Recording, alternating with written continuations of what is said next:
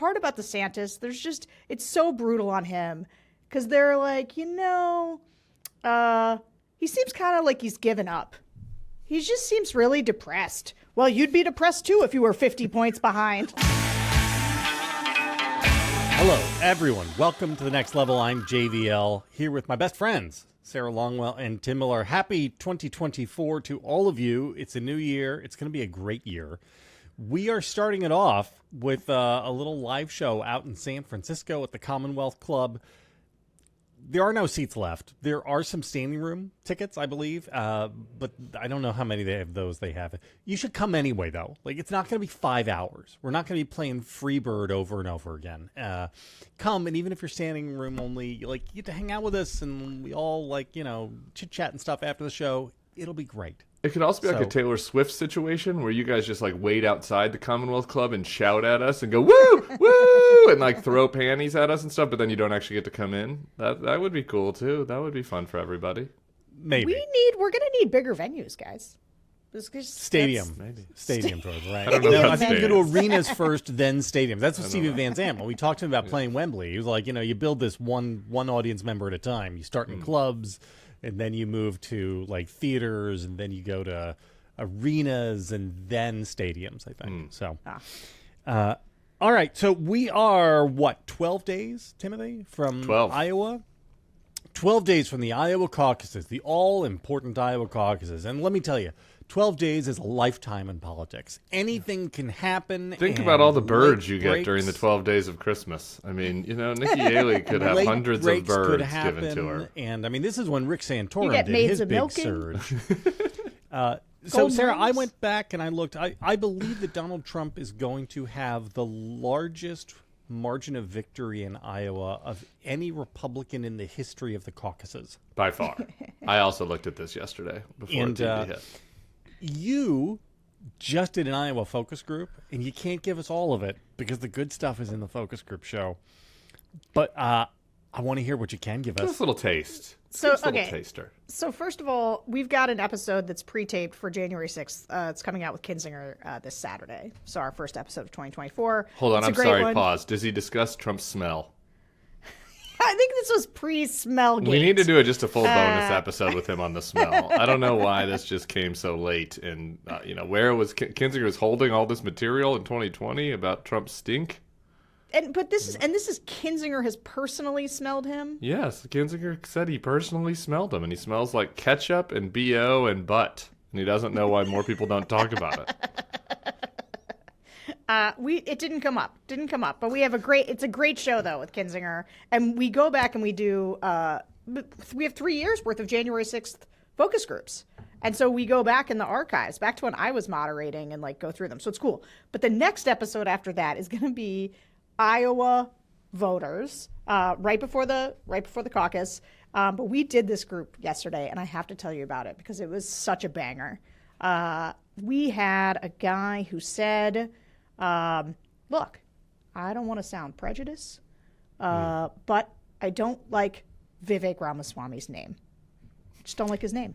You know what? Nothing that has ever followed the phrase, I don't want to sound prejudiced, but has ever not sounded not prejudiced. And it was funny is that actually the way I just did it isn't quite right because it was the moderator was talking about Vivek, and he was like, I don't like his name. I don't like where he's from. I don't want to sound prejudiced. Cincinnati? No, it was great. Yeah, it was Cincinnati so people start going, oh, yeah, is he from? And there was a 9/11 connection. He's like, I'm still mad because of 9/11. And so somebody's like, oh, yeah, from India. The moderator had to just chip in to be like, he's from Ohio. Just Ohio. But okay, no one sounds prejudiced here. But that's not even it. Okay, so first of all, we're gonna do an episode that I'm so excited about for the focus group because it's with Ann Seltzer. Great. Ann Seltzer? Yeah, she said yes. Amazing. And I'm so excited. There's nobody, if you get a poll done about Iowa, she's the only right one. She's the rightest of the right pollsters. I'm really pumped to have her on. I'm interested to ask her. She's going to watch this focus group. We're going to have qual and quant collide. But here's the thing. And just to go to the point you guys were just making about how big Trump's victory is going to be. Listening to this group last night, there was no, like, we were trying to ask about DeSantis, trying to ask about Nikki, and people were talking about them. But here, 12 days out, everybody, the idea that Trump is going to be the nominee is such a given, such a foregone conclusion among these voters. There's no, like, I mean, there's a couple people, when you ask specifically about Nikki, it's like, oh, yeah, I should look more. We asked about the CNN debate because there's going to be a CNN Iowa debate just between Nikki and DeSantis. And there were some people who were like, oh, I didn't know that was happening, but yeah, I might watch it. But it's not. Maybe they have some second choices, but they all think DeSantis should have waited. Like the part about DeSantis, it's so brutal on him because they're like, he seems kind of like he's given up. He just seems really depressed. Well, you'd be depressed too if you were 50 points behind. Like they don't even know how brutal they're being on DeSantis. There are so many amazing, but like I'm more concerned that Ron DeSantis might kill himself than I am considering supporting him in the caucus. Yeah, there is no. So there's one Nikki Curious woman, but still in kind of a. But I'll vote for Trump. I just don't think he's. I think we could use somebody younger. I'd like to see a woman president, and she's so great. You have to watch the whole group. I want you guys to watch it because there's this moment where this normie woman is like, I'd just like to see there be a woman president, and everyone else stares blankly at the screen. Like, it's not like a bunch of other people Did she like, vote for Hillary Clinton? No. And she also goes, obviously it won't be this time because it's going to be Trump. Like, they just all believe without any hesitation or equivocation that it's going to be Trump, and not in a way where they had to assert it. It was just replete throughout their comments. But you'll get when we go deep on it, there's great stuff in here, and I can't wait for you to hear the focus group pod about it. But there's one other. So we asked about the Nikki Haley slavery comments. Only the Nikki Curious normie had even heard about it. And when we asked her, so can you explain to the group what it was? She was like, well, she said something, but I can't remember what it was. It was like she had heard about it, basically. Nobody else had even heard about it. So that I think it's going to matter maybe in New Hampshire. But there wasn't a lot of talking filtered about the over Haley Iowa. gaffe on Newsmax, where the primary is over, which is what these people are consuming. JVL, I have one thing really quick for Ann Seltzer. It's just a point of personal privilege. If you can ask her about this, even if it's just in the bonus cut. Like there's this thing I want to die about the early states, where every time you watch a news segment on like the Today Show or even on my beloved MSNBC, where it's like the news person who's like on the ground in Iowa, and they're like, the people here in Iowa really want to meet the candidates and shake their hand, and they want to run them through the traps. And and then they interview two people, and there's one person, and she's like, in Iowa we take this seriously, and that is bullshit. It's been proven so wrong, and I want to have to hear Ann Seltzer say it, because Donald Trump does not go meet Doesn't these do retail people. politics. He's not going into their living rooms. They don't. He's not even doing the debate. They do, and the governor hates him. All of this like old pre 2012 wisdom about Iowa, how you got to respect Chuck Grassley and do the 99 count. It's all bullshit. They don't care. These people don't actually care. Maybe 2 people care about it, or 20 or something. But Donald Trump, it might win overwhelmingly without doing any of that. Are you going to object to that really quick, Sarah? Oh, I'm not going to object. Oh, no, you look like you no, are. No. I was just, when you said Grassley, there was this hysterical conversation where we're talking about Biden, and they're all like, he has late stage dementia, it's elder abuse, you can't be this age or whatever. And the moderator sort of gently mentions Chuck Grassley being 90, and people were kind of like, well, yeah, this should probably be Chuck's last go around, but like, it's not about age. Age is just a number. It's about it's about your abilities. Yeah. And there was an extensive conversation where they had all parsed out, it is not about his age, right? And it doesn't matter that Trump's old. That's the Trump line.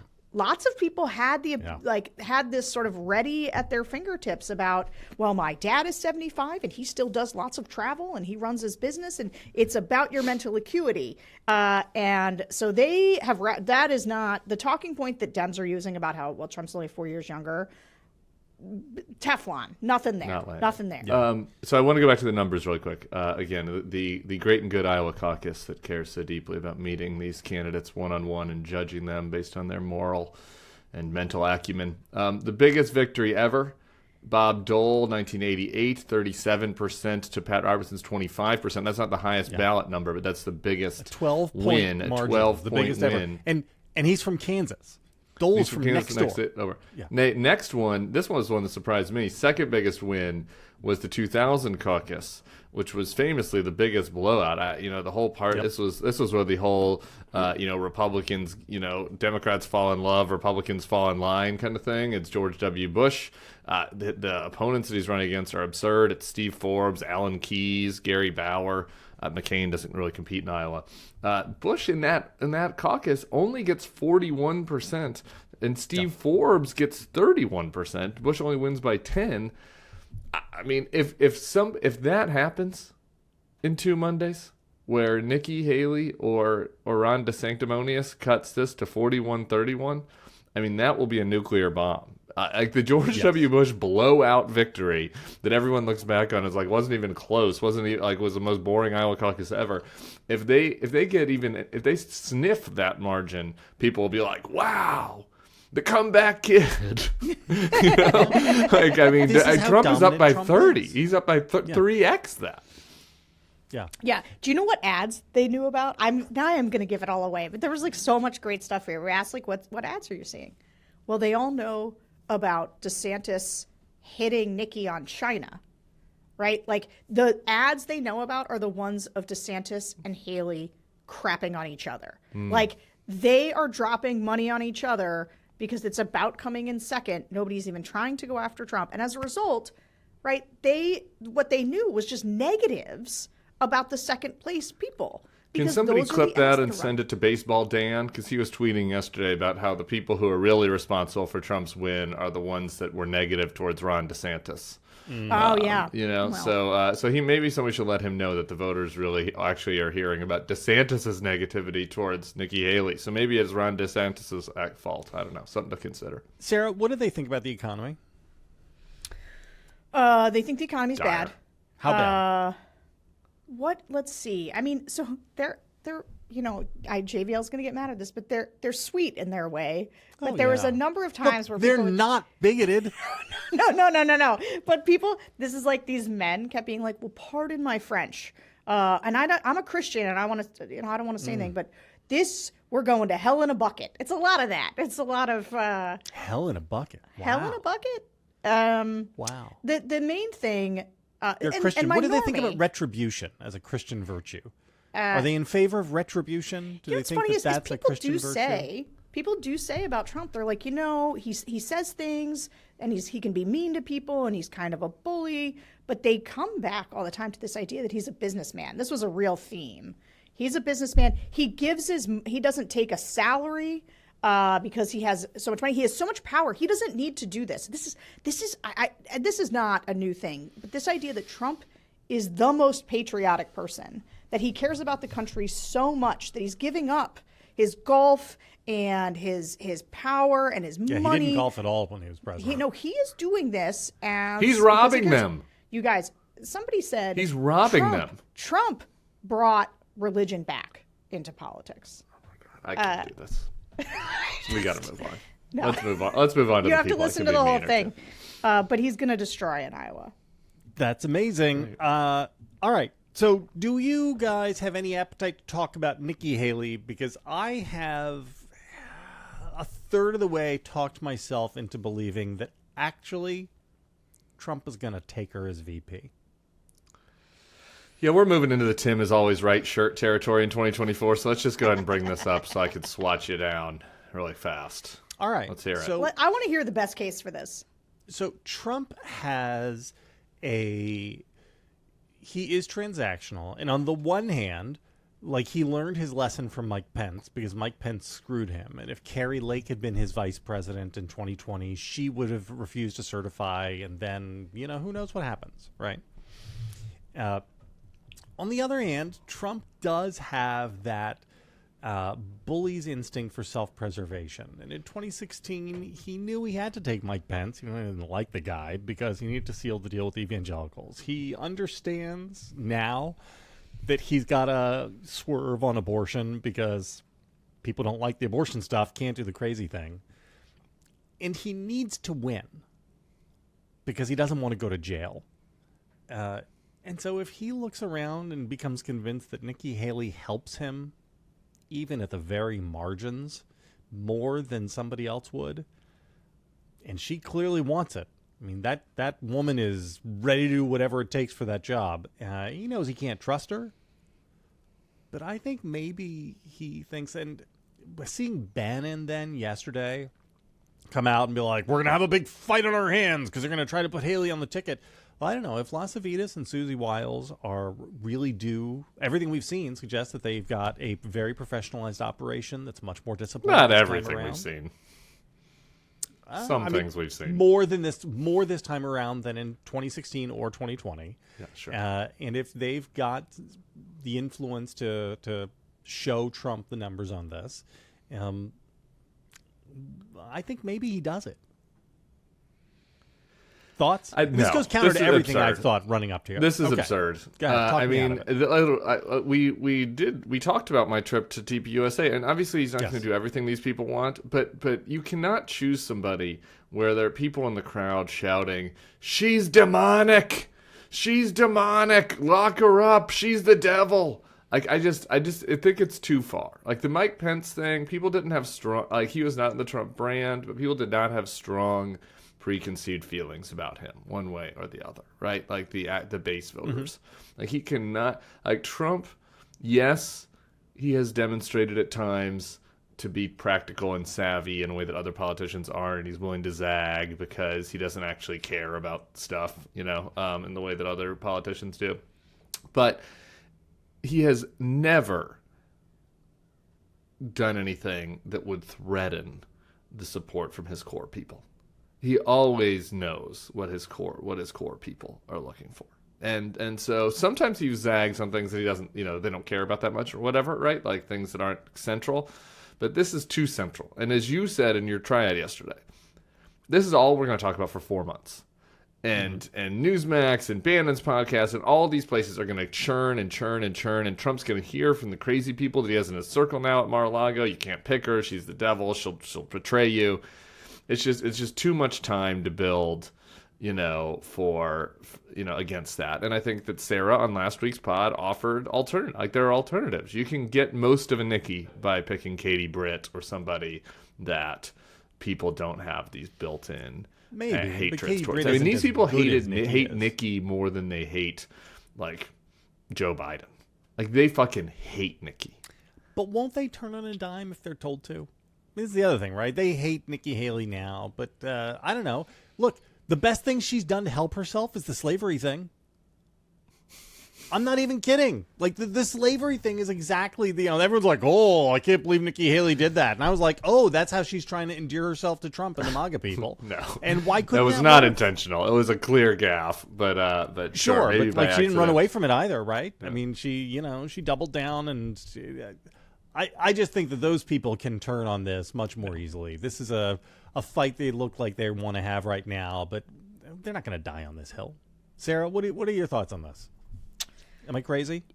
Look, I don't think you're the craziest, because I do think that Trump likes to zag hard sometimes, right? And he likes to shock people, and he likes to make people come around to his direction. And I think that JVL is a little bit right in the sense that I could see a bunch of these voters that I was just listening to and that I listen to all the time. When he picks Haley, they'll be like, genius move. I don't like her, but you got to win women and you got to win these swing voters. And like there are a lot of people who will give him credit. I also agree with Tim, though, or I agree with myself, that there's a bunch of people you can get that from without going full Haley, where there is going to be a ton of resistance from the people that he knows he needs, who are his engine.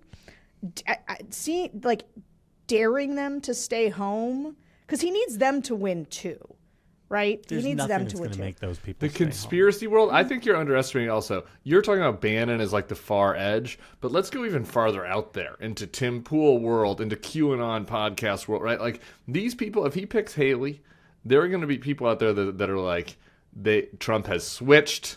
The deep state has got him. The deep state is going to Those murder people won't even him. believe she's really Nikki Haley. The They'll deep think state, they're going to she's think JFK Jr. in a Mission Impossible they're style going to Nikki think Haley that the mask. deep state is going to, because I'm already hearing this at TPUSA. They're worried about this. The VP is important because the deep state is going to kill Trump. Yeah. I hear about this a lot. Like, Yeah. and they're like, the deep state's going to kill him, and then whoever he picks is going to have to be his successor. And so if it's Haley, they are going to think that the globalists have gotten to him. Hey JVL, here's saying. my main reason that I think you're not right though. Trump does need to win. He also needs to stay in office forever. Like Trump needs somebody pliable in the vice presidential role. Like Agree. if Nikki Haley has proven one thing, and this is where I think what Trump is doing right now is akin to what he did to Mitt Romney. He will dangle things. He will embarrass her. He will make her pledge fealty. He may even give her a role somewhere. I just don't think VP is it. Because that's the big he problem, can, right? Because he can't fire the VP. Right? Yeah, the VP and is like an Kristi elected Noem- constitutional officer. Yeah. Right. He can get a Kristi Noem or a Katie Britt. And like Katie Britt's a normie. And so she'll make normies feel safe. But like she's young and she doesn't have a huge constituency of her own.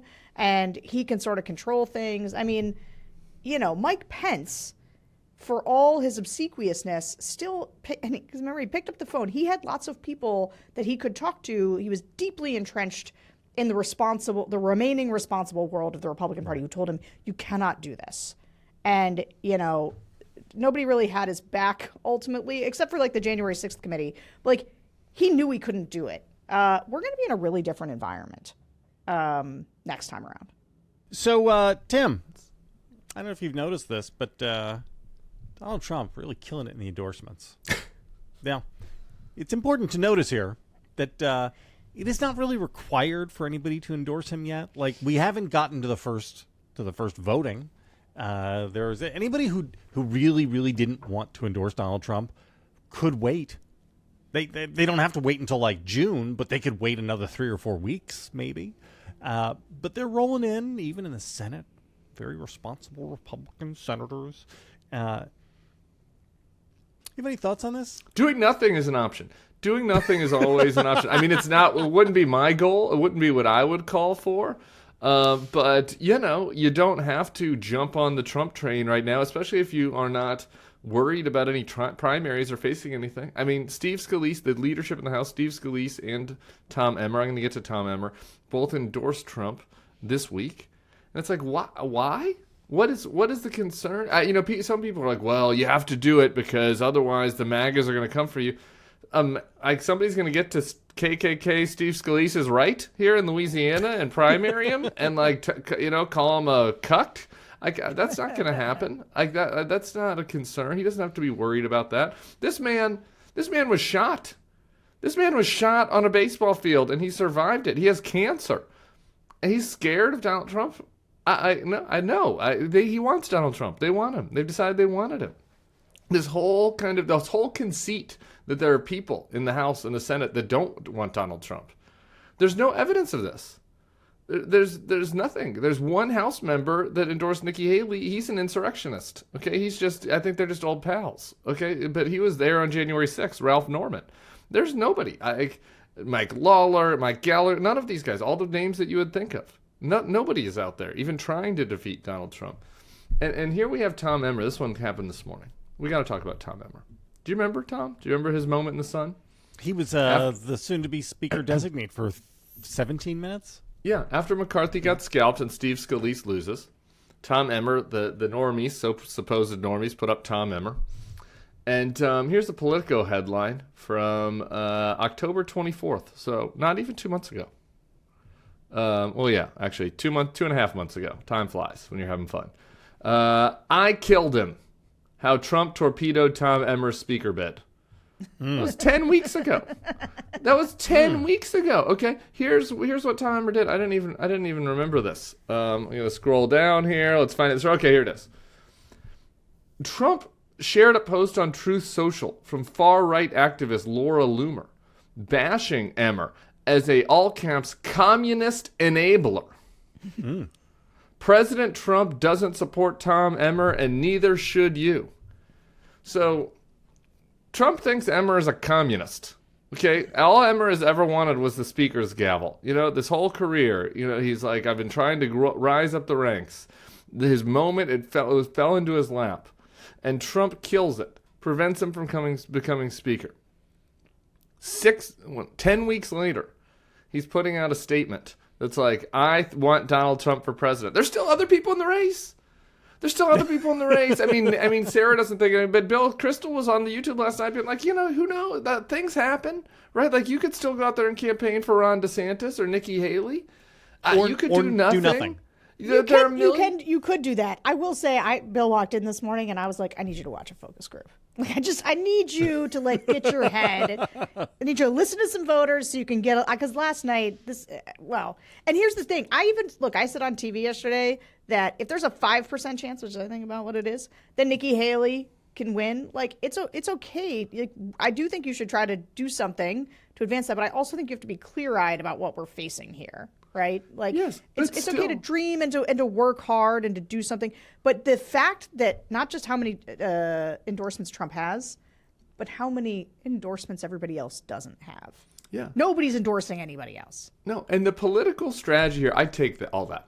But if we just take out the morality of this and just how sick it is, that here we are 8 years after January, 2016, and Trump's strength within the party is 1,000x more, even after the Muslim ban, after January 6th. Take out the moral. As a political strategy, what does Tom Emmer want? He's from Minnesota. He's not going to be the it's not like he's going to need Trump's support in a primary in a statewide race. It's not like Trump is going to appoint a communist enabler to be the Secretary of State. House Majority Whip is the end of the road for Tom Emmer, right? He's not angling for anything else. So when the consultants are like, well, you got to do this, you got to stay on the good side of the base. No, you don't. Trump has a limited bandwidth for these Truth Social tweets. If Tom Emmer just did nothing, say what you want about Chip Roy. I fucking hate Chip Roy. And he sent out a statement yesterday that was that basically implied that he's for seceding from the union. So, but he is out there campaigning for Ron DeSantis. So credit where due, he's endorsed Ron DeSantis and he's actually campaigning. He didn't just put his name on paper. He's going on TV, he's being a surrogate. And Trump is coming after him. So, and Chip Roy might someday want to run for Senate in Texas. So there's something to be said for that. That's not the situation. You could just do nothing. You could endorse Nikki and then not say anything. And Trump is like a fly. He gets mad at whoever was the last person in his face saying something that wasn't about how he's the God King, right? There's no political risk to doing nothing or to just kind of endorsing Ron DeSantis or Nikki Haley. There's none, and he's doing it anyway. Can I answer this? Because he's a fucking gimp. Is that the answer? Because he's the gimp? Maybe. But I had forgotten too about these news cycles. They last the life of a fruit fly. But I had forgotten about the tweet, and I bet. So I don't know if you saw this story, but the Maine Secretary of State, who wrote the brief recently about why she was going to remove Trump from the ballot, she got swatted recently. You know what that is? Yes. Where they fake call in the SWAT team to your house in the hopes that they accidentally MTG got shoot you. swatted recently too, I think. Yeah. My guess is that ever since Trump went after Emmer, that there are some people in Emmer's home state that have decided he is a cuck who needs to be taken care of. I bet he has been getting death threats for the last 2 months. I bet he has been getting turned on and booed at local GOP meetings. I bet his life has been bad, and I bet endorsing Trump is meant to get a lot of people off his back. That's why I think he did it. I appreciate that. Okay. I would like to know, but I think that Tom Emmer had a really nice fucking Christmas in his big house in the suburbs. It was probably a white Christmas in Minnesota, and he had his family all around him, and he's the majority I see what whip. you did there. He's the majority whip, and I think that his life is wonderful and brilliant and good, and he is just a fucking pussy coward. That's my opinion. So I don't know. We'll see. Tom can let us know if it's really he's being swatted or he's really worried about his safety. I'm not even saying it's a justification. I'm just saying no, I think you and I don't agree on this. Actually, I think menace is an underappreciated sort of like something in the ether that is hanging over the decision making of a lot of these Republicans. I'm not saying it justifies their behavior, but I do think it explains more than people think. I think sometimes we sit around being like, what could it possibly be? And I actually think Republicans who step out of line get it much worse than Democrats, and from like Trump's people. I think he's just wearing a gimp mask, and he has no backbone. I'm not sure they're mutually exclusive, actually. Maybe not. There is, I mean, what is interesting to me is that this whole dynamic is flipped on its head from the way it used to be, right? So George H.W. Bush is president, and he wants to pass Bill XYZ, and he knows that he's got to get all of the Republican House members on board with him, and so he's got to make sure that he's made nice with them and he hasn't alienated any of those guys. And so that's like a thing that they wind up working on, and it's like the power goes that like, well, these House members have some power, and like I have carrots I can offer them. I don't really have that much of a stick because I want to do things. And Trump gets to have the dynamic flipped because he doesn't want to do anything except hold power, right? And this is once you take away the idea of there being a legislative agenda and you just want to be the strong man who holds power and then can like do stuff to hurt people, that means the people like down the line from you in your party in the legislature, they are completely beholden to you. They have no leverage over the chief executive whatsoever. And this is, that's why this is the party that didn't have a platform last time around, except we want to do what the God King wants us to do. It's really pernicious. It's really pernicious, like. and I find it just absolutely repulsive. All these, I'm never anyone that has endorsed Donald Trump in this primary. I've expanded my never Trump. I'm never anyone that has endorsed him. It's just absolutely despicable. And it's funny. We have Josh Green on the Sunday show this weekend. I was just reading his book, and the Jimmy Carter dynamic versus Trump is kind of hilarious compared to what you just said. Like Jimmy's getting totally run through the ringer by the conservative, Democrats in Congress, and and has no ability to wield any power over them, and like they're forcing things down his throat. And well, this is the other difference is that again, other presidents wanted to accomplish things. Right. Yeah, he had actually Trump things he only wanted to wants to dominate his party. Right. I mean, he would like and for Donald jail. Trump, his hierarchy of needs, right? It begins with have to dominate the Republican Party, and after that, it'll be very nice if he could become president again as well, and he had that power to his chip stack. But the truth is, even that is a nice to have, not a must have. Like he wants to own the Republican Party like a mob boss owns an organization, and this is what you get out of that. All right, we got to talk about that school in Cambridge. Harvard President Claudine Gay has resigned. And about them apples. Of immense importance to the entire republic. And so we have to talk about it.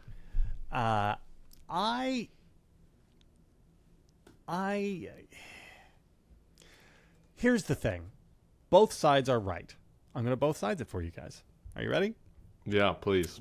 The anti-DEI Chris Rufos of the world are right that it is bad for a university president to do plagiarism.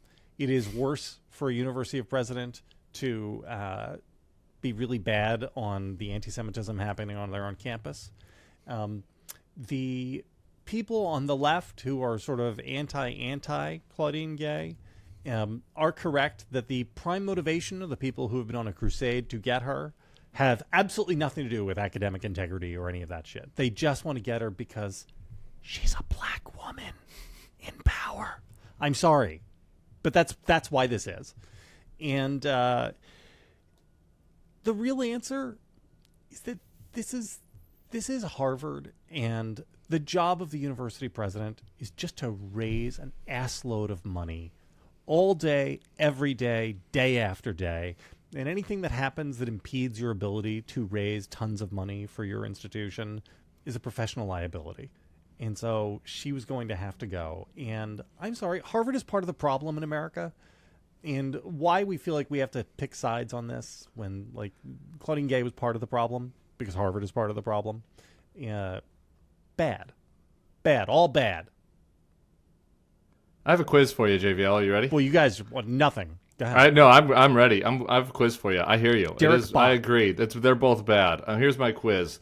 Nathan Pusey, Neil Rudenstein, Lawrence Bacow. Which one of those people has been Harvard president prior to Claudine Gay? Bacow wasn't he? And, Yeah, he was. All of them were. Yeah, All of them. and Ruben, I know Nathan Rubenstein was Pusey, as Derek well. Boak. Do you remember Derek Bach? Derek Bach. No, absolutely. This You is do know actually, Derek? it's funny you say that. Yeah, I used to read a lot of his writings. Derek Bach was probably the You last. are ruining Tim's bit right now by knowing No, who it these isn't. It's people funny. are. Derek Bach Oh. was probably the last president of Harvard who was a genuine intellectual, is what I'm saying. And Oh, really? That's rude to I think Andrew so, to Preston Larry Peabody and Cornelius Conway Felton. He's fucking stupid. Like, who the fuck cares? Who cares who's the president of Harvard? Like, I literally, the only reason I'd ever known a Harvard president before this was because Larry Summers was so rude to the Winklevi in The Social Network. Okay? Like, that was it. Grumpy Larry Summers was in there. And otherwise, it's like, who cares who's the president of Harvard? This is, okay, I'm with you on the way they handled the anti-Semitism thing was terrible, and plagiarism is bad. But, like, isn't this a Harvard Crimson article? Like, why is this on the top of the New York Times every day? Why does every Republican senator and congressperson have to have an opinion about this? Like, they are self-correcting, just like Stanford self-corrected. Remember, Stanford had the president that also, committed some fraudulent behavior on the papers that he had written, and it was Peter Baker and Susan Glasser's kid that called him out on it, and wrote about it for the Stanford newspaper. And the Penn president stepped down after the hearing. These are just elite. like in the Republican Party, the people who did a coup all They had to step realized that down. what they had done was very, very shameful, and they were going to remove themselves from politics and public life because Did that happen? and the ones who didn't. The Republican Party, the antibodies within the party swarmed together and took care of business. Did that happen? No, it didn't happen. Oh. This is self-correcting. Oh, Like these are examples of people self-correcting. Right now, had Harvard had the pro-Hamas? No, please, Sarah, please push back on this. But let me finish this. Had Harvard had the pro-Hamas thing on Cambridge Square, whatever the fuck they call it? I don't care. Like, had they had a pro-Hamas rally and had the president of Harvard gone out there and put up a power fist and said, hell yeah, and had they stormed one of the campus buildings and stabbed a Jewish professor and killed them, and then the Harvard professor had come back out and said, I'm proud of the great and good patriots out there on the mall of Harvard Square, and then had the Harvard president stayed president and regained power and actually kicked out the people within Harvard that tried to push back on her, the professors, then I would be like, I'd come on the Next Level podcast and be like, I'm really concerned about what's happening at Harvard, okay? Like, I think that we probably need to do something here. But that is not what is happening. All right? That is not what happened. So, sure, like, would she have been kicked out had some conservative journalists looked into plagiarism history? Maybe not. Maybe. Are there other school presidents that committed plagiarism that we haven't heard about that are white men? Probably. Do I care? No. Is college so hostile to open thought now that the conservatives are not welcome there? I don't know. Here's what I do know. Bill Johnson, congressman from Ohio, just left Congress today. And where's he going? He's going to be the president of Youngstown State. Where is Ben Sasse right now? He's the president of Florida. It seems to me like the free market is fucking working in colleges. If people, and Frank Luntz is out there tweeting people aren't going to go to Harvard now. Great. Don't go to Harvard. Go to Florida. Ben Sasse is the president of Florida. I'm sure you can get a great education if you're the type of kid that wants to learn class, that wants to go to class. There are great professors at Florida. Go to another school. I don't care. Go to Claremont. There are a million fucking colleges in this country. Things are working. Why is this a big deal? Sarah, tell me why. So I think you guys are kind of misdiagnosing this whole thing. Great. Can I? Okay. So I'm gonna let's back up and start with, this isn't about Claudine Gay precisely. It started as something much bigger, which is that there is a story around Israel and Hamas and the conflict on college campuses that became a central news story, right? And so this is an outgrowth of that central news story. It's not that people are just decided to focus on Harvard, right? There was a bunch of other things leading up to it, including a whole bunch of incidents on college campuses, which wraps into, and this is an explanation more than just pushback, but wraps into what is a long-held concern among conservatives about the state of higher education and what's happening there, and that extends not just to conservatives and sort of ideologues, but also to more normies who are concerned about what their kids learn on college campuses, the activist professors, et cetera. So this is an extension or a microcosm, whatever you want to call it, of a much bigger battle, okay?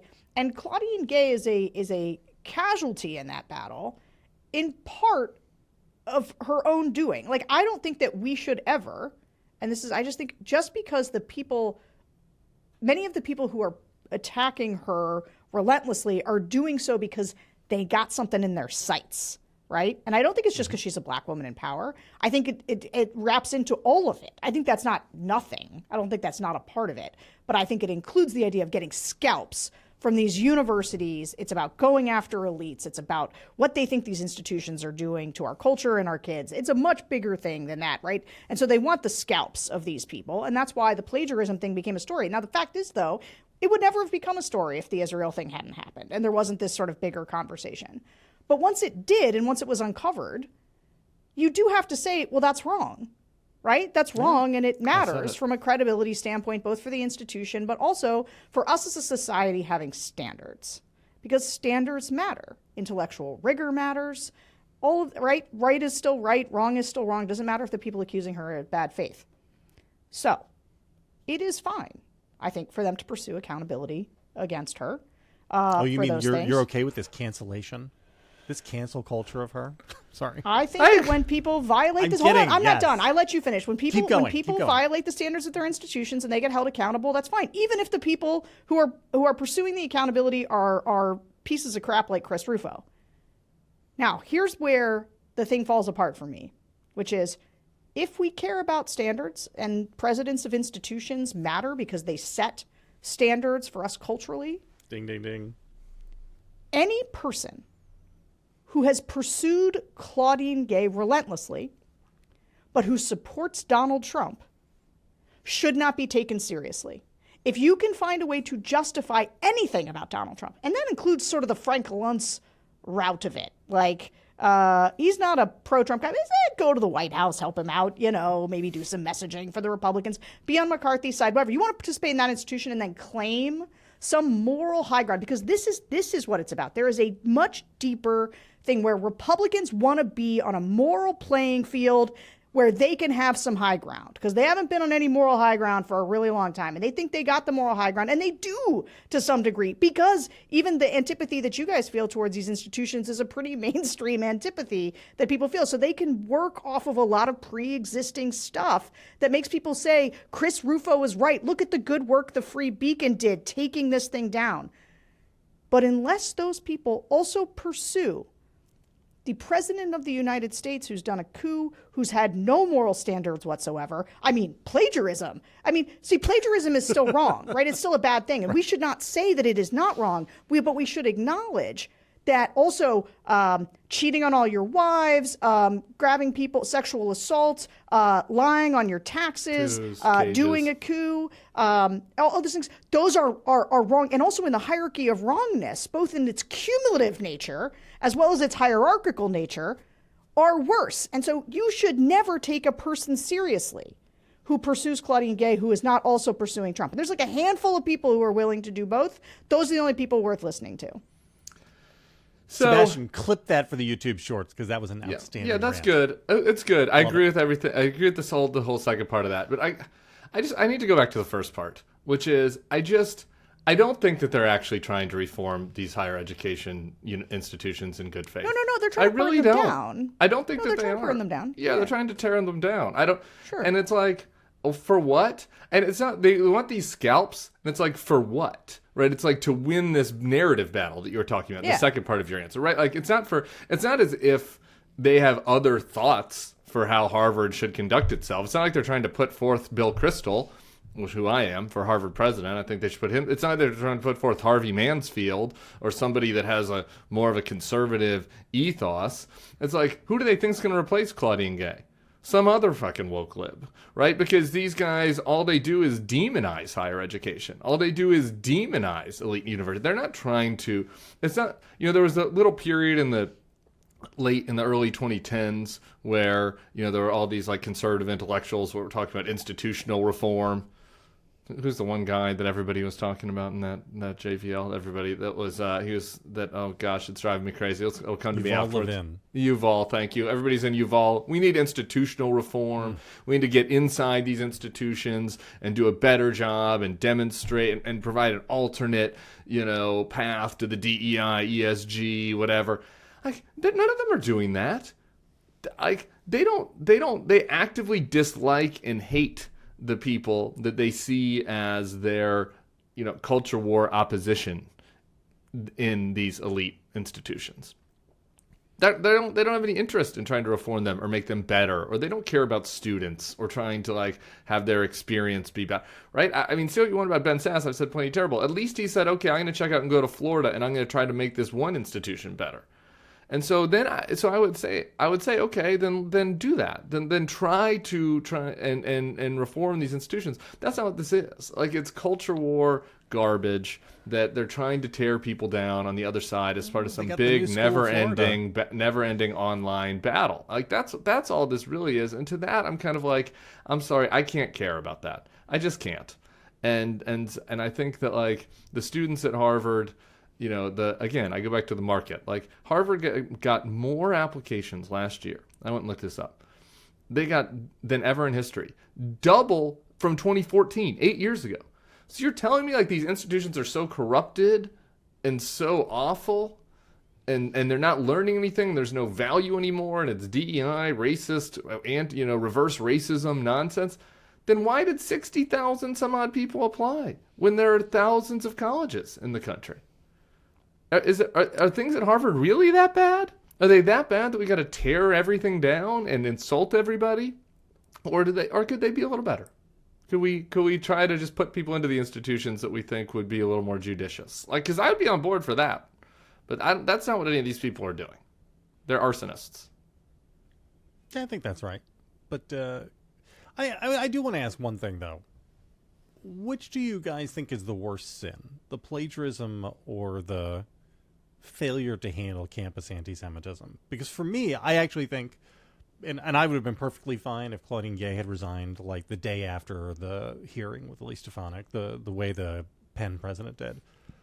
Because that, I mean only as a moral case, which is wrong in terms of like, which is wrong for the job and professionally. We could talk about different, but I think that's much worse. And the plagiarism, like it does bother me a little bit. It is a little bit like Al Capone for tax fraud. You can't be the president of Harvard and plagiarize. You can't be the president of Harvard. Fair. Like, how do you kick out other kids for plagiarism if you've plagiarized? So like, I get that. Is it a front page New York Times story every day? Did we need Congress to get involved? Well, it is because we have one major political party that wants to talk about this and nothing else, right? It's like, why do we have so many stories about the UPenn trans swimmer, right? Why was that in the New York Times all the time? It was because we have it. One of our two major political parties has decided to make that a story. And when one political party decides to make something a story, they can do it. Yeah. And this is where my greatest frustration with Democrats lie. This is how Republicans, they are able to create their own echo chambers, to make these narratives stick in a way that, like, I don't know, Democrats either have neither the fortitude nor the interest nor the communications discipline to be like, let's all talk about how the economy is improving and we all just hit. So instead, it is, everybody's like squirrel. And everybody feels the need to opine on this. But part of my pushback is this idea that it's like just a thing happening at Harvard. I do think it's part of a bigger cultural story. But I also think that there's tremendous discipline on the right around making these narratives the equivalent of presidential narratives to the point where people are like, well, I have to vote for a Trump because Claudine Gay plagiarized some stuff. Like, and it's like 100%. That is there is so much. This is the endemic of the corruption on the left, and this is why I have to support Trump. And then just like, okay, admit then that none of this is about standards or maintaining standards for you. Question for you guys both. Can I just say one thing really quick on this though? I'm sorry. Sure, it is a cultural thing that's happening everywhere. But again, like Republicans aren't trying to fix it. Like nobody gets mad at Democrats. Nobody's like Democrats are like, oh, the evangelical church is not more liberal, right? It's because like no Democrats are trying to fix it, right? Like if all you do is insult people, like Republicans don't care about higher education. Like it's all bullshit. All they do is they don't try to appeal to people that are in higher education. All they do is fucking insult and mock and deride people. Yeah, but this has been true, right? So Republicans since the 1960s. But hold on, yeah, but God and man of Yale. This is like actually a deep and ingrained part of what it means to be a conservative, which is that you feel that the institutions are against you, right? Like the grievance against mainstream and elite institutions keeping you out is the reason that in the last 25 years, we've seen a bunch of new institutions built on the right by people who feel aggrieved, right? So that's why you have these new universities popping up that are meant to cater specifically to conservatives because they are trying to push back against the dominant mainstream culture. Fox News was an answer to the idea that conservatives felt shut out of this sort of mainstream institution of elite media. And that is where that's why now we have these bifurcated... But it's all fake. It's fake grievance. Who's actually been cut out of elite universities? Not conservative white people. That's not who's been fucking cut out of elite universities. Maybe they haven't felt... I don't know. I got to went to an elite university. Do you mean in terms of attendance or in terms of professors? Like, I actually think... Attendance, in terms of attendance. In terms of attendance, but in terms of who the professors are, in terms of the ideas that dominate these institutions. Yeah, because no elite Republicans want to go be professors. They didn't decide. They could all go do that. Look, the University of Chicago has conservative professors. George Mason has conservative professors.